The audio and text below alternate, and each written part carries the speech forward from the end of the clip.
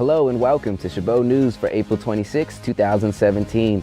I'm Sonny Alvarado, and in today's news we'll have the latest on Madison Bumgardner's dirt bike accident, the return of the X-Files, Zaina will get Chabot students' reviews of 13 Reasons Why, and Lorena will tell us about last Saturday's insane BART train robbery. All that and more on Chabot News.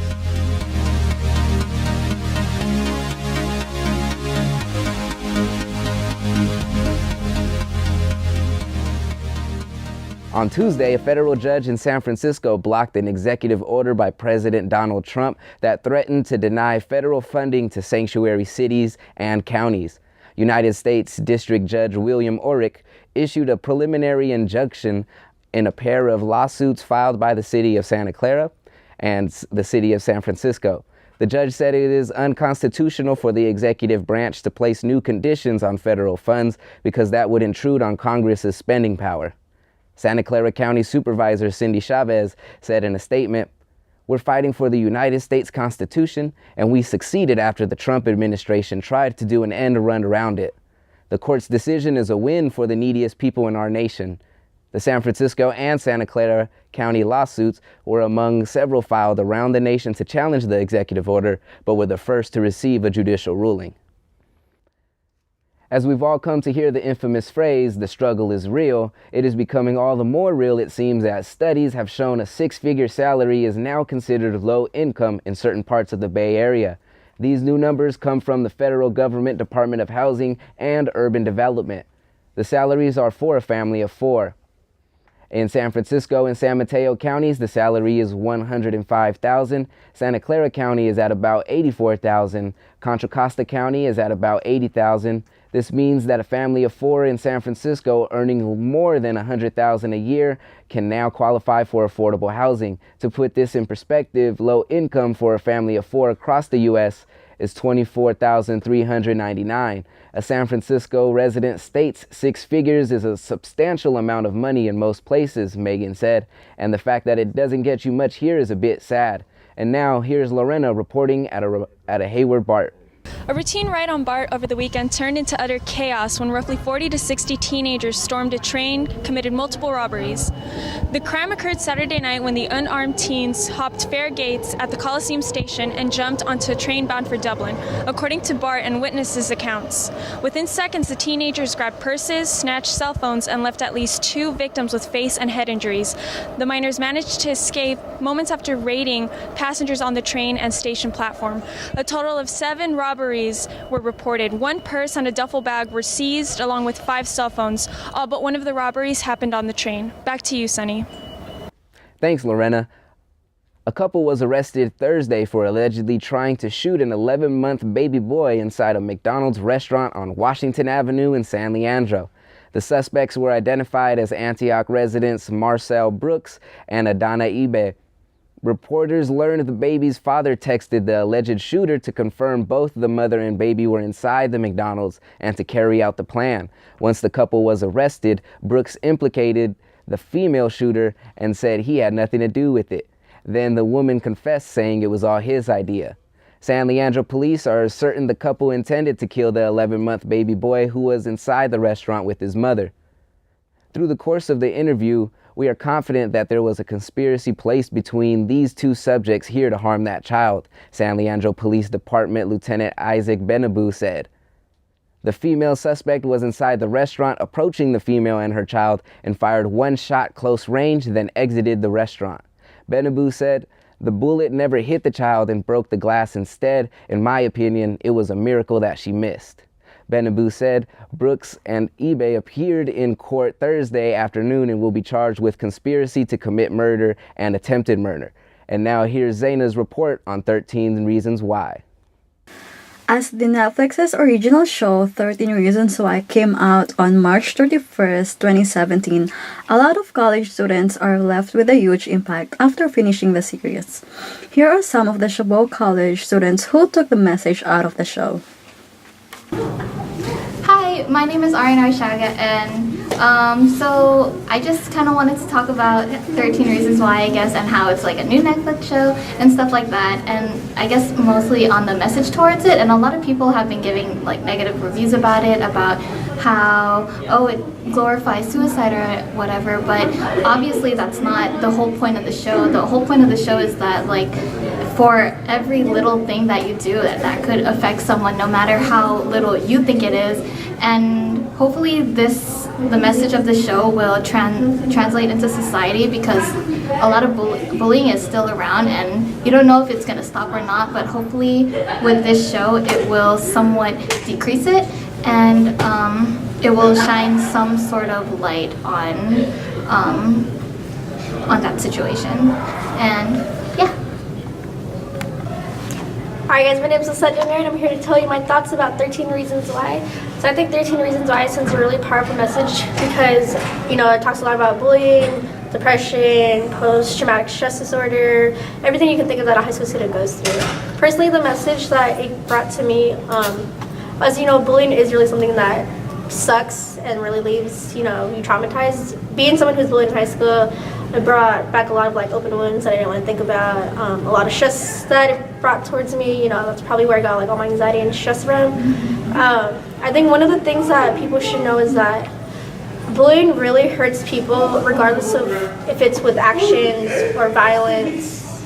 One thing that I think people should be aware of is that, you know, just watch what you say to people or watch how you treat people, because you don't know what they're going through. You don't know like what's happening behind closed doors, because you might see them, you know, in person, but I mean that doesn't really tell their stories. So I think suicide is something that we really need to watch. You know, just watch the signs. Just, you know, be that person that can help a life. You know, and then just, like I said, just think about the words and actions you say to people, because those really are what causes people to go into depression, suicidal mode, post-traumatic stress disorder. That's really all I have to say. Just, you know, be the person, help a friend out, be that leaning shoulder, and just, you know, yeah. Hello, my name is Florido Maniego, and my thoughts about the Netflix TV series 13 Reasons Why. I feel like this show has a lot of powerful messages that it sends out, especially to students. Bullying is a bigger problem than it seems like in schools, especially in high school and middle school, and it can lead to a lot of things such as depression and anxiety, and eventually it can lead to suicide, just like how Hannah Baker, a character in the TV series, did it. And the show definitely sends a lot of powerful messages and should be something that people should know about, and I feel like the show perfectly tells that message for not only the students and the kids, but also for teachers and counselors and your parents especially. And yeah, overall it's a good show. Thanks, Zaina. President Donald Trump's close advisor, Kellyanne Conway, informed press that funding for the wall would be left out of a measure that must be passed this coming Friday. If you're watching at home, remember, building the wall and having Mexico pay for it was a vital piece of Trump's campaign, garnering millions of followers and votes. Trump on social media keeps making it clear that he still supports this $1.5 billion wall, and it will be built. Go ahead and take your time there, Donnie. Director of the Boys and Girls Club after school program, Benjamin Goerk, 22, was arrested Monday after accusations of possessing child pornography and personal information of a 6-year-old girl and posting it on an online chat room.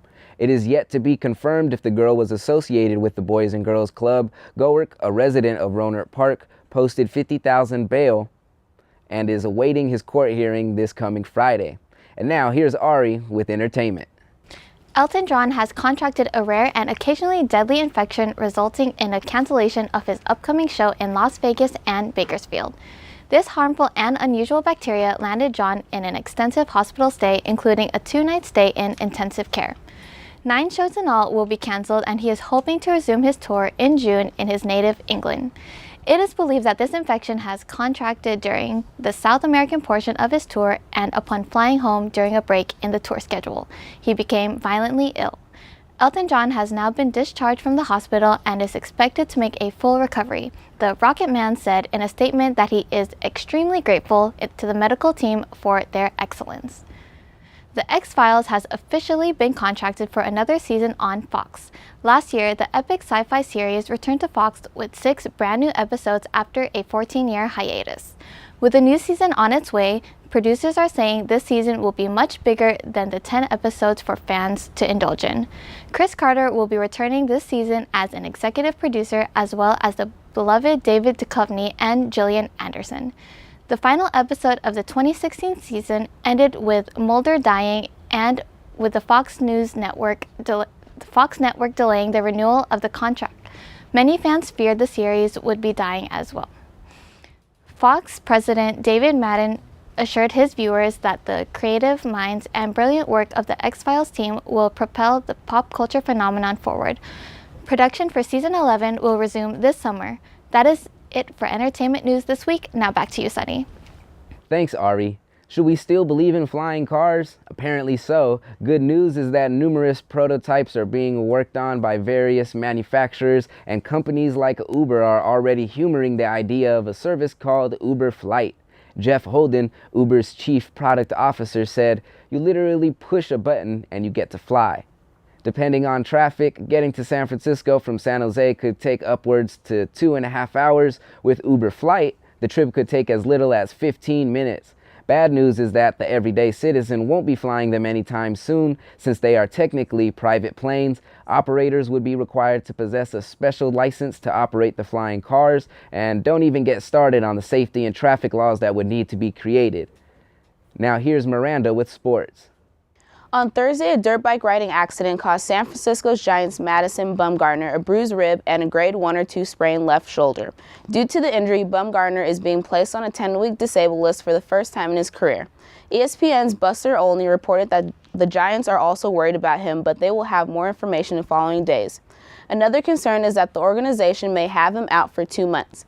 Madison has contributions of a top-of-the-rotation stud this season with a 3.0 ERA, 1.07 WHIP, and 28 strikeouts despite tallying losses in 3 of his first 4 starts. Madison missing games may also affect San Francisco's hope of making a deep playoff. Blake Griffin also had an injury with his right big toe during the first half of the Clippers' 111-106 win over the Utah Jazz. The Los Angeles Clippers team declared that Griffin will miss the remainder of the 2017 NBA playoffs. Griffin slammed the bench out of frustration before heading back to the locker room. This is the second year that Griffin had a postseason-ending injury in last season's first round during the playoffs. Griffin will be reevaluated for the first team's return to Los Angeles and will have a checkup for a foot and ankle specialist.